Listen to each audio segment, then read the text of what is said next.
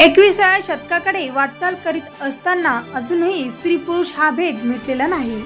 ग्रामीण नव्हे तर शहरी भागातही अद्यापही मुलींकडे दुय्यम दृष्टीने पाहिले जाते। वंशाला दिवा असावा या भूमिकेत समाज अद्यापही बाहेर आलेला नाही। उदाहरण द्यायचे झालेच एक ना एक अशी अनेक उदाहरणे आतापर्यंत घडलेली आहे।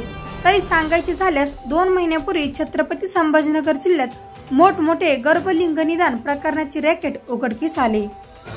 तसेच भोकरदन शहरातील जालना रोडवरील अमर हॉस्पिटल मागे एका इमारतीमध्ये चालत असलेल्या डॉक्टर दिलीप सिंह निर्माणाधीन आलिशान अवैध राजपूत गर्भलिंग निदान व गर्भपात प्रकरणी जिल्हा शल्य चिकित्सक यांच्या पथकाने शनिवारी दुपारी 4 वाजेच्या सुमारास छापा टाकून कारवाई केली।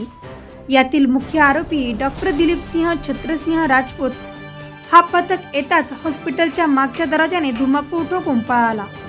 भोकरदन शहरात जालना रोडवर सुरू असलेले अवैध गर्भलिंग निदान केंद्राचा पर्दाफाश केला व पथकाने कारवाई करताच अवैध गर्भपात केंद्र चालविणारा डॉक्टर दिलीप सिंह राजपूत हा रुग्णालयाच्या 3 मजली इमारतीवरून दुसऱ्या इमारतीवर उडी मारून पळून गेला।